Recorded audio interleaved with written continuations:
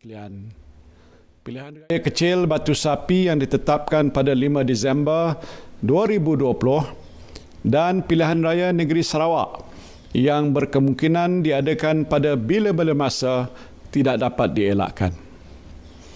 Ini kerana menurut Fasal 1 Perkara 54 Perlembagaan Persekutuan, pilihan raya mesti diadakan dalam tempoh 60 hari selepas terdapat kekosongan bagi sesuatu kursi parlimen. Fasal 4 Perkara 21 Perlembagaan Negeri Sarawak juga memperuntukkan pilihan raya negeri hendaklah diadakan dalam tempoh 60 hari daripada tarikh pembubaran Dewan Undangan Negeri.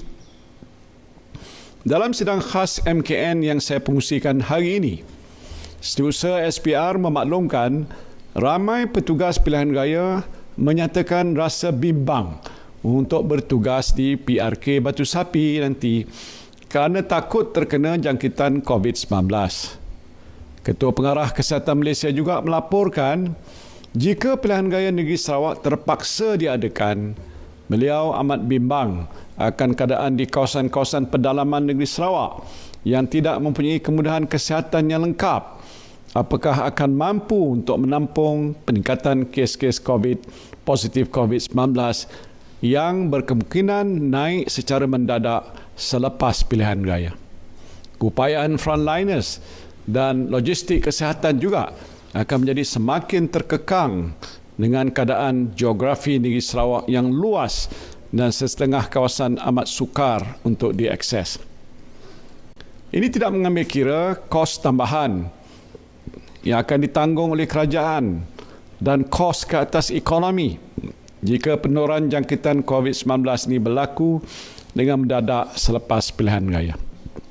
Di negeri Sabah saja dianggarkan kerajaan terpaksa membelanjakan RM0.5 bilion jika PKP terpaksa dilaksanakan. Ini pandangan yang diberikan oleh pihak yang pakar dalam pengurusan pilihan raya dan kesihatan di negara kita. Saya mestilah mendengar pandangan mereka. Ada pihak mencadangkan pada saya supaya kita perketatkan SOP pilihan raya. Ya, boleh. Saya akan teliti SOP yang disediakan oleh SPR untuk PRK Batu Sapi dan PRN Sarawak. Cuma saya tahu banyak kekangan yang dihadapi oleh SPR untuk menggubal satu SOP yang benar-benar berkesan dalam memastikan tiada jangkitan langsung semasa pilihan raya diadakan.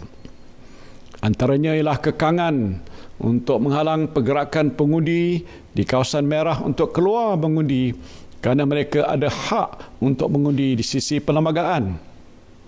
Batu Sapi adalah kawasan merah sekarang. Kita minta penduduk Batu Sapi supaya duduk di rumah.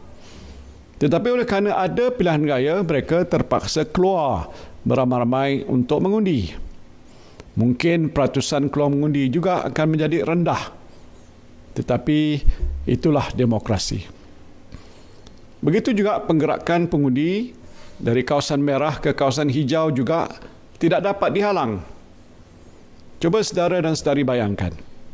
Kuching sekarang ini adalah kawasan merah yang mencatatkan lebih 70 kes COVID-19. Mengikut Perintah Kawalan Pergerakan Bersyarat yang dilaksanakan sekarang, penduduk di Kuching tidak dibenarkan keluar daripada daerah Kuching. Dengan itu, kita dapat membendung penularan COVID-19 ke daerah-daerah lain yang masih berstatus hijau, iaitu tiada langsung kes COVID-19. Tetapi jika pilihan raya terpaksa diadakan, kita tidak boleh menghalang penduduk di Kuching yang mengundi katalah di Samarahan, di Seri Aman, di Miri, Bintulu dan lain-lain daerah untuk keluar mengundi. Begitu juga pengundi Sarawak yang tinggal di Sabah, di Selangor, Kuala Lumpur ataupun Negeri Sembilan dan lain-lain negeri yang juga mencatatkan kes-kes COVID-19 yang tinggi. Kerajaan Persekutuan dan kerajaan negeri tidak boleh menghalang mereka ini pulang untuk mengundi kerana itu adalah hak mereka di bawah perlembagaan. Mungkin ada yang kata, kenapa kita tidak buat ujian saringan kes COVID-19 ke atas semua pengundi luar negeri Sarawak yang nak balik mengundi? Isunya, siapa yang akan menanggung kos ujian? Dan apakah kita mempunyai kapasiti makmal yang mencukupi untuk melakukan ujian ke atas ratusan ribu pengundi dalam masa yang singkat? Ujian saringan pun tidak dapat menjamin mereka tidak dijangkiti selepas mengambil ujian. Oleh kerana ramai pesakit COVID-19 tidak mempunyai apa-apa simptom, kita tidak dapat pastikan dengan tepat siapa di antara mereka yang membawa virus ini dan menyebabkan jangkitan dalam komuniti. Lebih sukar lagi sekiranya jangkitan berlaku di kawasan-kawasan pedalaman yang kita tahu tidak mempunyai kemudahan hospital ataupun fasiliti kesihatan lain yang lengkap. Mereka yang dijangkiti mungkin akan meninggal dunia begitu sahaja sebelum bantuan tiba. Nauzubillah.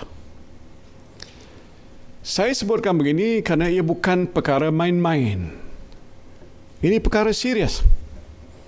Kerana itu kalau saudara dan saudari tanya saya, pilihan raya sepatutnya tidak diadakan langsung pada hari ini. Tetapi apa boleh buat? Kerana itu adalah kehendak dalam Perlembagaan Persekutuan. Maka kita terpaksa mengadakan pilihan raya. Kecualilah jika darurat diisytiharkan di bawah perkara 150 Perlembagaan Persekutuan di Batu Sapi dan di Sarawak, maka bolehlah kita tangguhkan dahulu kedua-dua pilihan raya itu sehingga COVID-19 ini berakhir.